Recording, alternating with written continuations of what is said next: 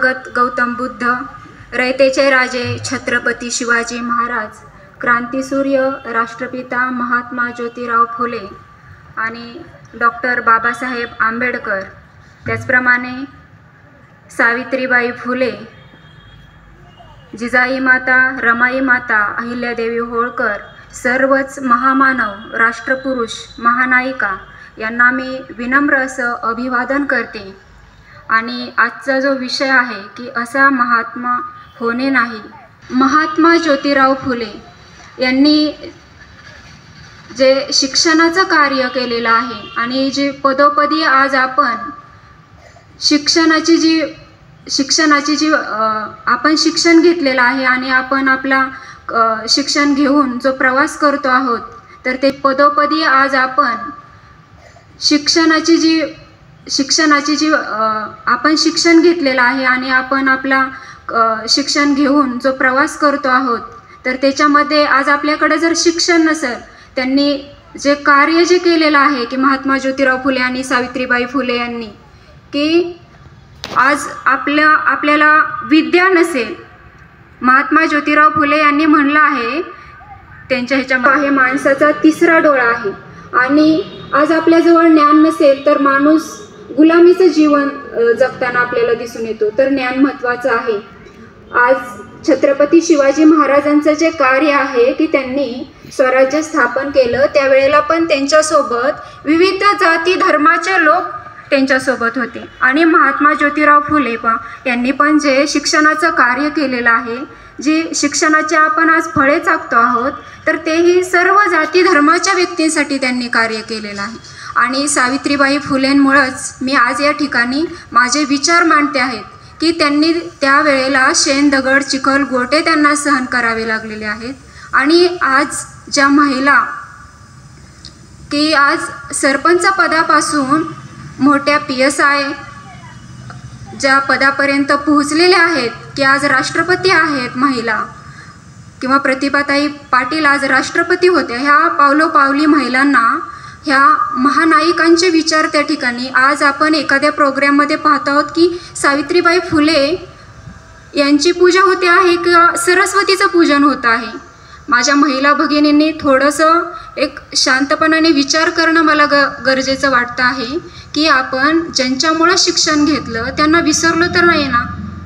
आणि आज आपण जयंतीनिमित्त जेव्हा एकत्र येतो त्यावेळेला आपण प्रतिमेचं पूजन करणं, तर प्रतिमा आणि प्रतिभा हे आपण जाणून घेत असताना आपण फक्त प्रतिमेचं पूजन करणं किंवा त्या एक दिवशी फक्त आपण एकत्र येणं आणि बाकीचे 364 दिवसांचं काय, तर मला असं वाटतंय की आजच्या युवा वर्गांना असेल किंवा जे आज आपण शिक्षण घेऊन अगदी आपण सरपंच, ग्रामसेवक पदापासून जे आज गावामध्ये कार्यरत आहेत, की शिक्षक आहेत, वकील आहेत, डॉक्टर आहेत, इंजिनियर आहेत, हे आपण कशामुळे पोहोचलेलो आहोत, तर मला वाटतं की महात्मा ज्योतिराव फुले यांच्यामुळे आपण आज ही शिक्षणाचं फळे चाखतो आहोत। आज आपण पदापर्यंत त्या पोहोचलोय, परंतु आपल्याला त्या जयंतीनिमित्त तरी थोडा वेळ आहे का त्यांच्यासाठी द्यायला? आज आपण जर अशी परिस्थिती असेल की त्यांच्या जयंतीनिमित्त आपण जर एकत्र येत नसोल, त्यांनी जो काही विचार दिलेला आहे, हा विचार त्यांनी जो संघर्ष केला आहे, जो त्यांनी त्याग केला आहे, तो त्यांनी त्यांच्या कुटुंबाच्या व्यतिरिक्त त्यांना समाजासाठी, देशासाठी, ह्या राष्ट्र उभारणीसाठीचं कार्य करावं लागलेलं आहे। खरं तर महात्मा ज्योतिराव फुले यांनी 1 जानेवारी 1848 साली पहिली मुलींची शाळा पुण्यामध्ये सुरू केली। खरं तर महात्मा ज्योतिराव फुले यांनी हे जे कार्य केलं की स्वतः ते शिकले, स्वतः त्यांचं शिक्षण झाल्यानंतर सुरुवातीला त्यांचं मराठी शाळेत असेल किंवा नंतर मिशनरी शाळेत असेल शिक्षण झालेलं आहे आणि ते इंग्रजी विषयाचे तज्ज्ञ आहेत। आणि त्यांनी त्यांचा वयाच्या 14व्या वर्षी विवाह झाल्यानंतर सावित्रीबाईंना शिक्षण देऊन, की त्यावेळेला महिलांना शिक्षणाची संधी उपलब्ध नव्हती, अशा वेळेला त्यांनी शिक्षण दिलेलं आहे सावित्रीबाई फुलेंना आणि त्या शिक्षिका झालेल्या आहेत आणि त्यांच्या जी पहिली शाळा सुरू केली त्यांनी पुण्यामध्ये, तर त्याच्यामध्ये त्यांनी विविध जाती धर्माच्या मुली आहेत की त्यांनी कुठल्या एका जातीसाठी कार्य केलं नाही, परंतु आज आपण ह्या महामानवांना जातीत विभागून ठेवलेलं आहे. खरं तर आपण विचार लक्षात घ्यायला पाहिजे की शिवाजी महाराजांचं कार्य असेल, महात्मा फुलेंचं कार्य असेल, डॉक्टर बाबासाहेब आंबेडकरांचं कार्य असेल, हे आपण जातीमध्ये वाटून घेऊन किंवा त्यांना वेगवेगळं करून खरं तर ह्या महामानवांना, मला वाटते महापुरुषांना कोणती जातच नसते. परंतु आज आपण जे असं केलेलं आहे त्याच्यामुळं विचार हा जो आहे त्यांचा विचार जाणून न घेता त्या विचारांची आज हानी केली जाते, हत्या केली जाते असं मला वाटते. तर आपण थोडा तरी आपल्यातला वेळ काढून 24 तासापैकी 1-2 तास तरी आपण वाचन करणं मला काळाची गरज पाहिजे. असं जर आपण ह्या महामानवांना जातीमध्ये जर वाटून घेतलं आणि त्यांच्या जयंतीच्या वेळेला आपण एकत्र येत असताना पण आपण असं जर विभागलो गेलेलं असेल, खरं तर महात्मा ज्योतिराव फुले असतील किंवा डॉक्टर बाबासाहेब आंबेडकर असतील, त्यांना कोणताही म्हणजे हे नव्हतं आणि त्यांनी जे कार्य केलेलं आहे की आपण त्यांचं महान कार्य जे आहे ते समजून घेतलं पाहिजे. आता आपण जरी महात्मा ज्योतिराव फुले यांचं शैक्षणिक कार्य आहे, सामाजिक कार्य आहे, सांस्कृतिक कार्य आहे, धार्मिक कार्य आहे आणि हे आपण समजून घेणं गरजेचं आहे. आज त्यांच्या शैक्षणिक कार्याविषयी सुद्धा त्यांनी पुण्यामध्ये मुलींची शाळा सुरू केलेली आहे. अनेकही बाकीच्या त्यावेळेला खरं तर त्या शाळेला बंदी येऊन त्यावेळेला त्यांना मारेकरी आलेले आहेत की तुम्ही हे असलं विरोधातलं कार्य करत आहात. आणि ह्या जर महिलांना म्हणजे सावित्रीबाई फुलेंना वाक्य बोललेलं आहे की त्यावेळेला की ही सटवी धर्म बुडवायला निघालेले आहे. खरं तर हे कितपत म्हणजे त्यावेळेला काय त्यांना परिस्थितीला तोंड द्यावं लागलं आहे, आपण थोडासा विचार करायला पाहिजे. आणि जी त्यांनी त्या काळामध्ये क्रांती केलेली आहे त्यांना काय त्रास सहन करावा लागलेला आहे हे आपण जाणून घेणं गरजेचं आहे. खरं तर महात्मा ज्योतिराव फुले म्हणतात की मानवाचा धर्म सत्य आहे एक, मग भांडणे अनेक कशासाठी.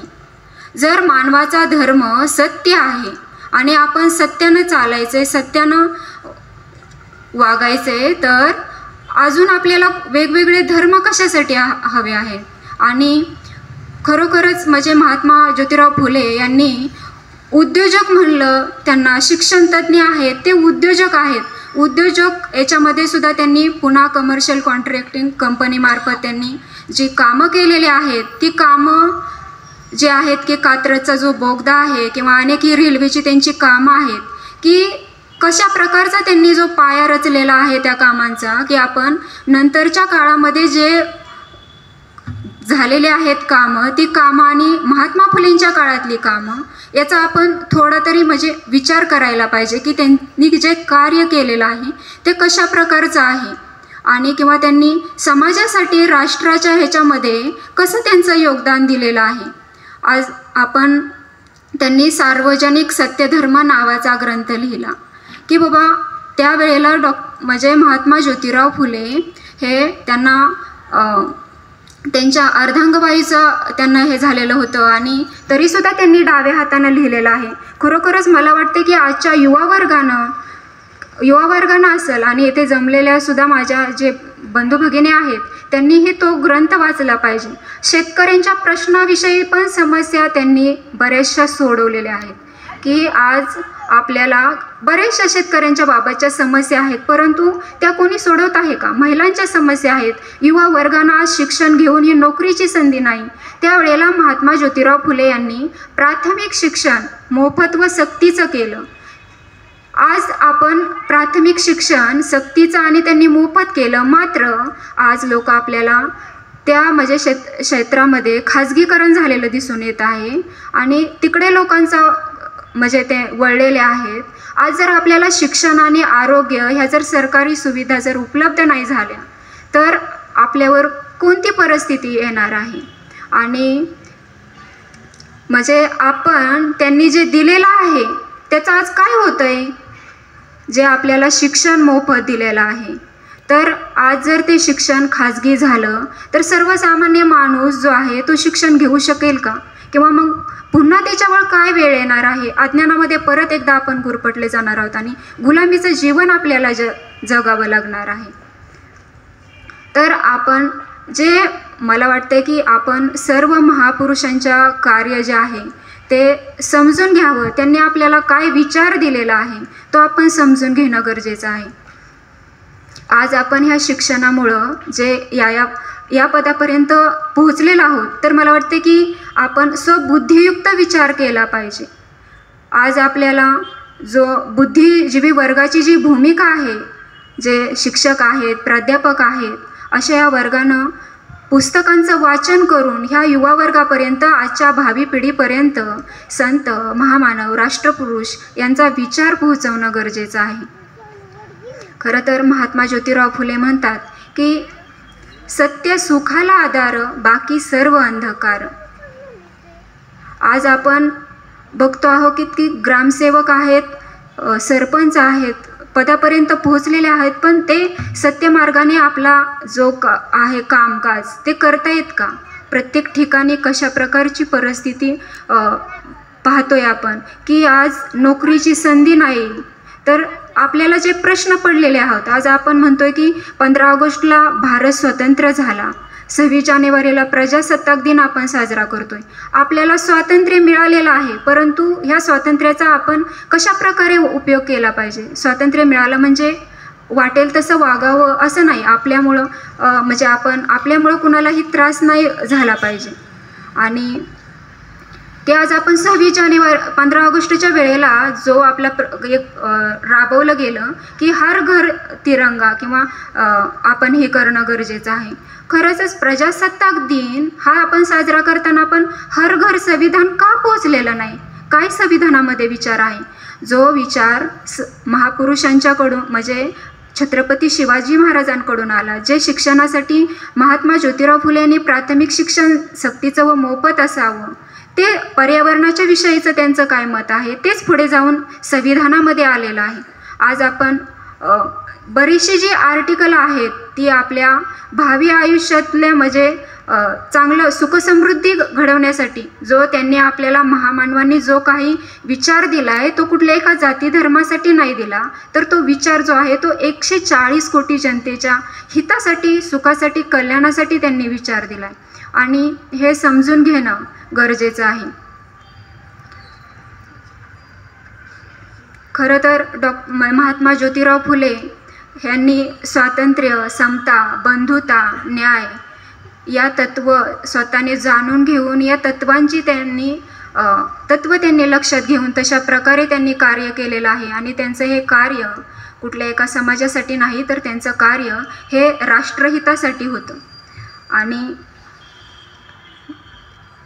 खरं तर आज आपण त्यांनी जो आपल्याला त्यावेळेला अंधश्रद्धा, कर्मकांड यातून बाहेर काढलं, परंतु आज आपल्याला लोक जे आहेत ते विविध मार्गाने ते प्रवाहाने त्या पाठीमागला जात आहेत. तर कुठला प्रवाह चांगला आहे आणि कुठला वाईट आहे हाच लोक म्हणजे स्वतःचे तर्क बुद्धीने असा विचार करत नाहीत. तर आपल्याला हे विचारांचे प्रवाह जे आहेत ते वेगवेगळे आहेत आणि जो प्रवाहाबरोबर वाहून जातो ते म्हणजे मेलेले मासे असतात आणि जो प्रवाहाच्या विरुद्ध दिशेनेचा प्रवास करतात ते जिवंत मासे असतात. मग आपण कोणत्या प्रकारच्या विचारांच्या पाठीमागं जातोय आणि काय योग्य आहे, काय योग्य नाही? संत तुकाराम महाराज म्हणतात की सत्य असत्याशी मन केले ग्वाही, मानियले नाही बहुमता. बहुमताचं जे असतं तेच खरं असतं असं नसतं. तर आपण कोणता योग्य विचार आहे, कुठला अयोग्य आहे, काय सत्य आहे, काय असत्य आहे याची आपण आपल्या बुद्धीनं विचार करणं गरजेचं आहे की आज आपल्याला कुठल्या विचारानं जावं लागणार आहे. जर आपण या विचारांच्या वेगवेगळे जे विचार जे आहेत आपल्याला दिसत आहे तर आपला योग्य काय आहे आणि अयोग्य काय आहे. आज आपण महामानवांची ज्या वेळेला जयंती असते तेव्हा तिथं गर्दी असते का? इतर ठिकाणी एवढी गर्दी असते. खरोखरच त्या ठिकाणी गर्दी असते मंदिरांच्या ठिकाणी, पण गर्दी असते का? खरं तर महात्मा ज्योतिराव फुले यांनी म्हणलेलं आहे की मंदिरे तीर्थे दुकाने झाली, मंदिरे तीर्थे दुकाने झाली, पूजा कमाई करू लागली, भिक्षा पात्रे पुढे आली पोटासाठी. म्हणजे कुठल्या मार्गासाठी त्यांनी आपल्या पोटाची सोय केलेली आहे आणि ते निवांत बसून काय करतायत, तर आपण आजच्या ह्याच्यामध्ये आपला विवेक आहे का जागृत? आपण कुठल्या मार्गाने आपला पैसा असेल, आपला वेळ असेल त्या ठिकाणी घालवत आहोत आणि एक क्षणभर आपल्याला किंवा थोड्या काळापुरतीच तिथं समाधान मिळत आहे. ज्या वेळेला आपल्यावर एखादा दुःखाची वेळ असेल, संकटाची वेळ येतो, त्यावेळेस आपण एखादं मंदिराचं जागा असेल, ठिकाण असेल, परंतु आज आपल्याला मला वाटतं ह्या महामानवांच्या जीवनामध्ये पण खूप मोठा त्यांना संघर्ष करावा लागलेला आहे. परंतु आज आपण जिजाईंचं सुद्धा शिवरायांना जे कारभार करावा लागलेला आहे, त्यांच्यावर विविध प्रसंग आले, त्यावेळेला त्या कुठल्या व्रतवैकल्य करत बसलेल्या नाहीत किंवा महात्मा ज्योतिराव फुले व सावित्रीबाई फुलेंवर पण जेव्हा वेगवेगळे प्रसंग आले तेव्हा ते कुठले व्रतवैकल्य पूजा अर्चा करत नाहीत बसलेले. त्यांनी तो संघर्ष केलेला आहे आणि त्या परिस्थितीला कशा प्रकारे आपण तोंड देणं गरजेचं आहे. त्यावेळेला प्रवाहाच्या विरुद्ध दिशेनेचा त्यांना प्रवास करावा लागला आहे, परंतु ते मागे हटले नाहीत. आज पण आज आपण 21व्या शतकामध्ये विज्ञान युग आहे म्हणतोय, आज आपल्या घरामध्ये TV आहे, हातात मोबाईल आहे, परंतु आज आपण एकीकडे मंदिराकडे जातो, एकीकडे TV मोबाईलचा, परंतु आपला विचार आज मानवतावादी आहे का किंवा विज्ञानवादी आहे का? आणि आपण आजही देवाच्या मध्ये असेल, कुठल्या मूर्तीचे पूजा करणारे असेल, आज आपल्याला खरंच म्हणजे अंधश्रद्धा कर्मकांड यातून बाहेर काढण्यासाठी गुलामी आपली निघून जावी म्हणून ह्या महापुरुषांनी संघर्ष केला. मात्र आपण आज 21व्या शतकामध्ये यामध्येच अडकलेलो आहोत. हा विचार आपण महामानवांचा जो आहे तो समजून घेत नाही आणि त्याच्यामुळं ही माणसं जी आहेत ती विभागली गेली आहेत. आज आपल्याला वर्तमान काळामध्ये TV आहे, मोबाईल आहे, याच्या मार्फत आपल्याला कुठं TVवर एखादी सिरियल महात्मा फुले किंवा सावित्रीबाई फुले त्यांना आयुष्यभर काय करावं लागलंय, याचा काय प्रचार प्रसार होत आहे का? ह्याबाबत आपण थोडं विचार करायला पाहिजे की ज्या चांगल्या गोष्टी आहेत, जो चांगला विचार आहे तो कुठंतरी पाठीमागे आहे आणि जो प्रचार चुकीचा जो आहे, प्रचारक खोट्यास खपवी बाजारी, प्रचारक गोट्याचा देव करी, म्हणजे प्रचार खोट्याचा होतो आहे आणि तिथं त्या ठिकाणी त्या गोट्याचा देव त्यांनी केलेला आहे. मग आज आपल्याला कोणत्या प्रचाराची गरज आहे? आज आपल्याला ह्या सर्व महापुरुषांच्या विचार जे आहेत त्यांनी आपल्याला जो विचार दिलाय तो आपण समजून घेतला पाहिजे. तो आपण आपला जात, धर्म, पक्ष, पार्टी हे आपण विसरून गेलं पाहिजे. मी कुठल्या जातीचा आहे याच्यापेक्षा आपण एक भारतीय म्हणून, खरं तर ही प्रतिज्ञा आपण म्हणलेली आहे की भारत माझा देश आहे आणि सारे भारतीय माझे बांधव आहेत. भारत माझा देश आहे, याच्यामध्ये जात धर्म हे आपण विसरून गेलं पाहिजे आणि एक भारतीय म्हणून आपली ओळख निर्माण करणं गरजेचं. आज आपण आपल्या कार्याला असेल, अगर ह्या महामानवांच्या कार्याला असेल, महान करतो आहोत की लहान करतो आहोत आपण असं पक्ष पार्टीत विभागणी करून किंवा जात धर्मात ह्या महामानवांना अडकवून, तर आपण महान कार्याकडे वळलं पाहिजे. आपल्याला आज आपण ह्या महामानवांना बरेच वेळेला मला मोबाईलला स्टेटस दिसतो की माळी सेवाचे किंवा RPI, खरं तर मला पक्ष पार्टी याबाबत काही एवढी जास्त कल्पना नाही, परंतु रिपब्लिकन पार्टी काय अजून ते माळी सेवा संघाचे वगैरे दिसतं, त्यावेळेस प्रश्न पडतो की मी कुठल्या म्हणजे जातीचा आहे, मी कुठल्या संघाचा आहे, मी माळी सेवा संघाचा आहे किंवा अजून तो RPIचा आहे, ह्याच्यापेक्षा मला महत्त्वाचं वाटते की आपण एक सुजाण नागरिक म्हणून जर घडलं, मी ह्या भारत देशाचा एक सुजाण नागरिक म्हणून घडलं, तर मला वाटते की आपण आपलं कार्य नक्कीच मोठं करतोय आणि आपण ह्या महामानवांच्या कार्याला समजून घेऊन आपल्या हे कार्याची व्यापकता जरा वाढली जाईल. आणि आपण हे मला वाटते की विसरून जाणं गरजेचं आहे आणि ह्या विचारांची पेरणी आज आपल्याला संत तुकाराम महाराजांचं शब्द हेची धन, शब्द जे आहेत ह्या शब्दांनी आज आपल्याला माणसं जोडता आली पाहिजे. आज आपण त्या योग्य शब्दांचा वापर करून, शब्द जर हे म्हणलं तर धन पण आहे आणि शस्त्र पण आहे. आज हे शब्द जे आहेत ते माणसं तोडूही शकतात आणि जोडूही शकतात. तर आपल्याला माणसं जोडणं गरजेचं आहे. आज आपण योग्य शब्दांचा वापर करून माणसं जोडली पाहिजेत आणि ह्या ठिकाणी आपली जी भूमिका असली पाहिजे ती एक भारतीय म्हणून आपण पुढे आलं पाहिजे असं मला वाटतं.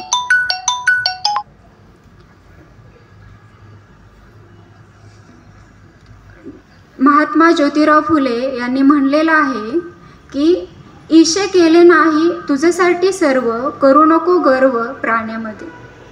हे जे सर्व काही ईश्वराने निर्मित केलेलं आहे हे कुणा एकट्यासाठी नाही.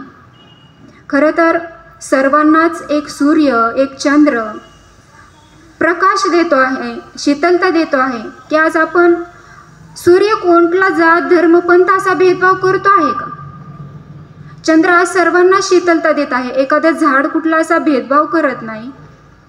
तर हे जे काही आहे ईश्वरानं जे निर्माण केलेलं आहे आणि सर्व आपण त्याची लेकरे आहोत, तर हे सगळ्यांना सारख्या प्रमाणात मिळालं पाहिजे. खरं तर महात्मा ज्योतिराव फुले यांनी एका आयोगापुढं जेव्हा मांडलेले आहे की त्यांचं मत की हे शिक्षण जे आहे, म्हणजे त्या मॅकोल्ड म्हणून एक आहेत, त्यांनी असं शिक्षण हे झिरपत आलं पाहिजे. तर वरच्या वर्गाला नंतरचा खालचा वर्ग, तर त्यावेळेला महात्मा ज्योतिराव फुले यांनी त्या ठिकाणी विरोध केलेला आहे की हे शिक्षण हे झिरपत नाही आलं पाहिजे किंवा वरच्या वर्गाकडून खालच्या वर्गाकडे न येता हे शिक्षण जे आहे ते मेन पाया, जे गरीब आहेत, शोषित आहेत, पीडित आहेत, हा पाया पहिल्यांदा व्यवस्थित जर झाला तर कळसाला महत्त्व आहे. पण जर पायाच व्यवस्थित नसेल तर कळसाचा काय उपयोग? किंवा ती जी बिल्डिंग आहे, आपण जरी बिल्डिंगचं तरी मेन आपला पाया जो आहे तो व्यवस्थित जर असेल तर कळसाला महत्त्व असतं असं मला तरी वाटतंय. तर आपण त्यावेळेला त्यांना त्या ज्या गोष्टींना आहे तो त्या ठिकाणी त्यांना परखडपणे असं आपलं मत मांडलेलं आहे की बाबा हे शिक्षण असं झिरपत नाही आलं पाहिजे. आता मला खरं तर महात्मा फुलेंचं जे कार्य आहे ते महान आहे. त्यांचं सामाजिक शैक्षणिक कार्य मी एवढं म्हणजे सखोलमध्ये नाही सांगू शकले, तरी मला असं वाटते की महामानवांना, महापुरुषांना आपण जातीमध्ये वाटून न घेता आपण त्यांचा विचार समजून घेतला पाहिजे. आणि ह्या विचारांची जी शृंखला आहे महामानवांच्या, महात्मा ज्योतिराव फुले यांनी पण आपल्या आयुष्यामध्ये छत्रपती शिवाजी महाराज यांना आदर्शस्थानी मानलेलं आहे किंवा त्यांची रायगडावरची जी समाधी आहे ती शोधून महात्मा फुलेंनी काढली. सुरुवातीला पुण्यामध्ये शिवजयंती साजरी केली. तो 10 दिवसांची शिवजयंती सुरुवातीला महात्मा ज्योतिराव फुले यांनी पुण्यामध्ये सुरू केलेली आहे 1869 साली. आणि पुढेही जाऊन महात्मा फुलेंना आदर्शस्थानी मानून डॉक्टर बाबासाहेब आंबेडकरांनी जे हे शिक्षण घेतलेलं आहे, खरं तर डॉक्टर बाबासाहेब आंबेडकर यांच्या शिक्षणाला शाहू महाराज असतील, सयाजीराव गायकवाड असतील यांचाही पाठिंबा आहे. त्यांना खूप काही मदत केलेली आहे.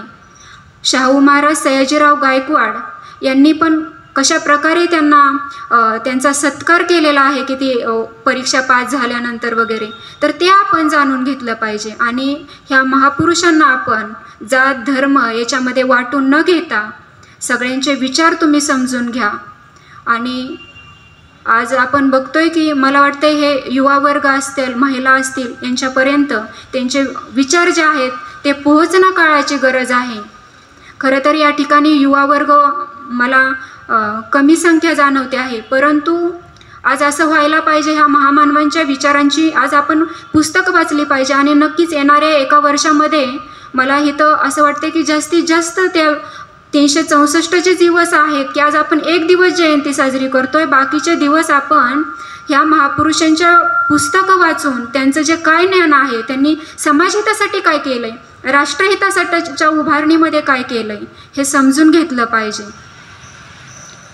आज आपल्याला महिलांच्या समस्या आहेत, शेतकऱ्यांच्या समस्या आहेत आणि वेगवेगळ्या समस्या जाणवत आहेत, परंतु आज कोणताही वर्ग या ठिकाणी प्रभावशालीपणे आपलं कुठलं परखड मत मांडताना दिसून येत नाही. तर या ठिकाणी मला जाता जाता एक सावित्रीबाई फुले यांचा या ठिकाणी काव्य फुलेमधील मी संदर्भ सांगते की वृक्ष नाही वेल नाही, वृक्ष नाही वेल नाही, रोप नाही कोंब नाही, पावसाळे संपले पावसाचा थेंब नाही, पावसाळे संपले पावसाचा थेंब नाही, हे कसले मुरदाड पक्षी, हे कसले मुरदाड पक्षी, रान सारे पेटले अन एक साधी बोंब नाही, एक साधी बोंब नाही. खरं तर ह्या समस्यांनी आपल्याला ग्रासलेला असतानाही आज आपण एक प्रकारचं गुलामीचं जीवन जगतोय. जर आपल्याला माणसासारखं जीवन, खरं तर माणूस हा बुद्धिमान प्राणी आहे आणि आपण माणूस म्हणून ह्या समाजाचं, ह्या राष्ट्राचं, देशाचं काहीतरी देणं आहे.